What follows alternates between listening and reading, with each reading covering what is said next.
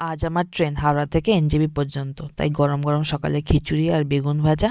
আর এখানে আমি almost ready হয়ে গেছি। মাঝখানে সাপনা এসেছিল, ওর মাও আমাকে মাথার এই ইয়ার ওয়ার্মারটা বানিয়ে দিয়েছে কালারফুল, যেটা আমার দরকার ছিল ফার্স্ট থেকেই। তো ওর মা আগেই শুনে বানানো শুরু করে দিয়েছিল, তো আমি রিস্ক না নিয়ে একজনের থেকে অর্ডারও করে নিয়েছিলাম যাতে না ফেঁসে যায়।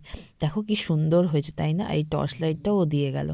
এখানে বোন এসে আমাকে তুমি বিরিয়ানি খাইয়ে দিচ্ছে, বলছে তুই চলে যাবি, নিয়ে খেয়ে নে। আর এখানে আমি অলমোস্ট ভালোভাবে রেডি হয়ে গেছি, তো চলো পাহাড়ে যাব, তোমাদেরকে অনেক অনেক অনেক কিছু শেয়ার করব। আর এই যে আমার শুন্টি লুসি, আদুরে মেয়ে আমাদের, ওকে ছেড়ে যেতে অবশ্যই খুব খারাপ লাগে, কেন বাকিদের সাথে ভিডিও কলে কথা হয়ে যাবে, বাট ওকে যে আদরটা করি ওটা আমি আর পারবো না।